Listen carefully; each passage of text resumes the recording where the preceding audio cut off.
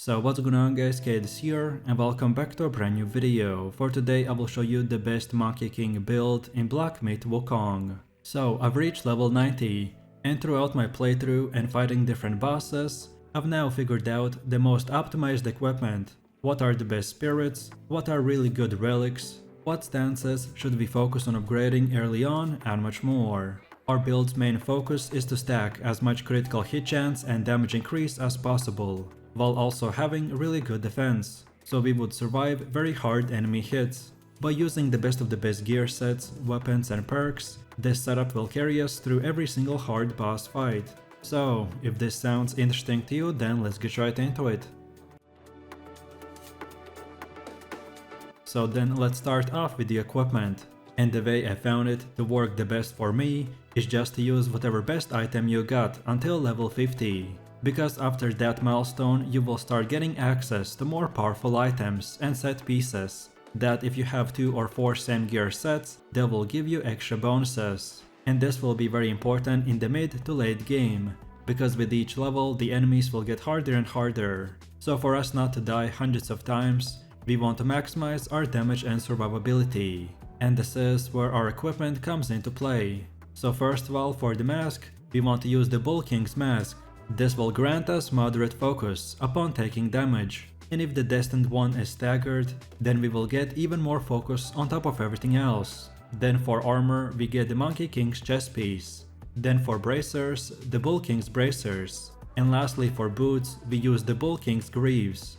Among all the options in the game, the best armor set by far is the Monkey King set, but it can only be obtained during the chapter 6. After you defeat the 4 great beasts in the foothills area. And that's why for this build, you will see me mixing 2 best sets, so the Monkey King set and the Bull's King armor set. Both of them are the best of the best, but usually players start in the mid game acquiring the Bull's King set, and then only in the late game the King's Monkey set. Our endgame goal is to get the full Monkey King set, because this armor set offers high defense and a variety of stat boosts, as well as synergies for spellcasting and critical hit chance. On top of that, the set bonuses are for 3 and 5 equipped pieces of gear. This is because the jingubang, the mythical weapon, is considered to be the part of the full set as well.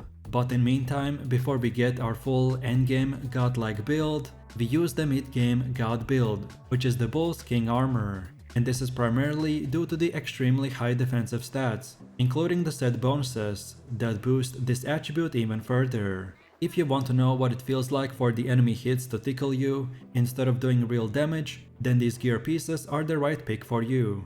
And if you want to get this equipment, then you need to complete chapter 5 secret area objective, and this will help you to acquire the necessary crafting materials. Then next up we have the weapon, and we are right now using the best alternative, the golden long staff. This item can be crafted as an upgrade to the long redden staff after defeating the Scion Long, which is an optional boss on the Turtle Island in chapter 3. This weapon will increase the damage dealt by a pillar stance moves, and it can be summoned to execute the thunder at the enemy's feet. Overall, this is a quite easy weapon to get, which is very powerful and with great damage. And as I said, we will use this weapon until we get the mythical weapon, called the jingubang, which unlike the other weapons, will count as the 5th piece, and give us extremely good set bonuses. Then next we have the vessel, and we are going to use the Wind Tamer. This is the best vessel in the game, because once you activate it, it will massively increase our damage reduction for a short duration, and give us immunity to strong winds. This is very effective against specific hard bosses. Then afterwards we have the Spirit, and the best spirit for fighting bosses is the Wandering Wight, because it does massive damage in front of the target, and make sure to use it when you really need more burst damage against the enemy. And then last but not the least we have the curios, and the more you progress through the game, the more slots and curios you will obtain, and the top 3 best ones are the Matris Orb, Gold Spike Plate and the Cat Eyes Beads. The Matris Orb allows you to avoid Fatal Blow if you land enough hits on the enemy. Then the Gold Spike Plate increases our defense considerably, and deals damage to surrounding enemies upon taking a hit. And then the Cat Eye Beads will increase our overall critical hit chance. Then now let's move over to the relics, and the best relic that I recommend to use is the Craving Eyes with the Keen Insight passive. This will give us a massive increase to our critical hit damage, and as we want to stack as much damage as possible, so this is very important to select.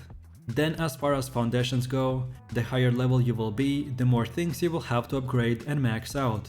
Personally, what you can see is the way I have upgraded it, and you should use this exact setup as well, but in order you do this doesn't really matter as much as in other games. So what I recommend to do is just start with the martial arts, then move over to the stamina, and finish off with upgrading the survival tree.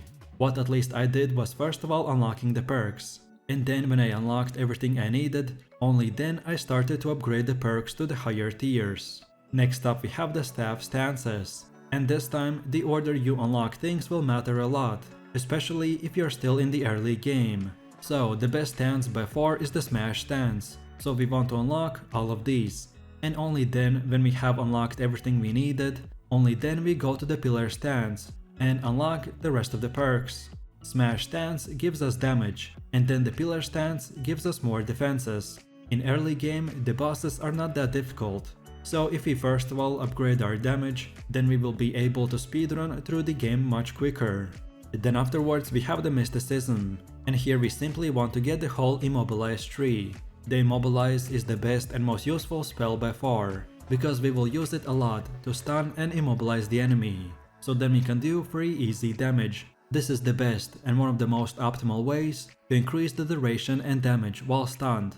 So what I usually do is control the boss by using the immobilize, and then I save mana for emergency stun after the cooldown is refreshed.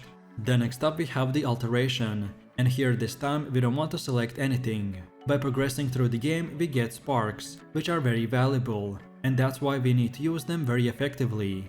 And even at level 90, there are still better places to spend them than right here. Then as far as for strands, we fully want to spec into the A Pluck of Many spell. This will give us the ability to create a bunch of monkey clones that will help us to escape or do even more damage on top of everything else. Then for one of the last parts of our build we have the transformation, and this is more of a personal preference. What usually the best case to do is change the transformation that you use, depending on what type of boss you're fighting.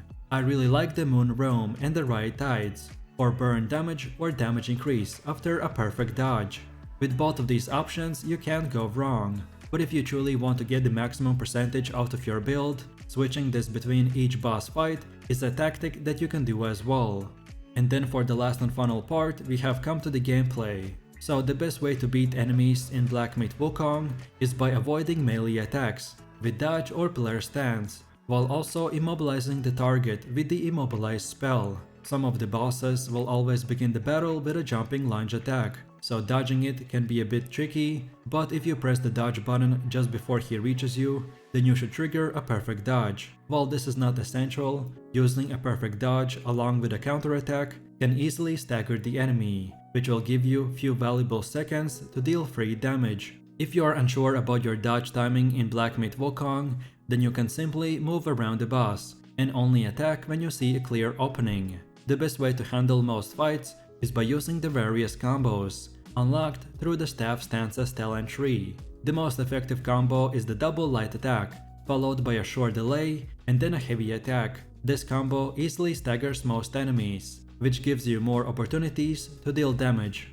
And finally, I recommend to try to aim for most boss heads to maximize your damage. For example, the Red Long boss has containers, and these containers are especially vulnerable because by breaking them with a varied combo, you can deal a lot of electrical damage to the boss, while also knocking him off the balance. And this is what exactly you need to keep in mind. Every enemy, no matter how big or small, he has specific mechanics and weak spots, so by discovering them and exploiting, you will dramatically lower the difficulty of the fight. And that's about it. So with that said, I really do appreciate everyone for watching guys, and I hope you enjoyed it. If you have any questions or suggestions, then feel free to leave your comments in the comment section down below. And while you're doing that, please click like, subscribe and enable that notification bell, so this way you could support the channel and not miss any more amazing content. With that said, you have an amazing day and I will see you in the next one. So take it easy, peace.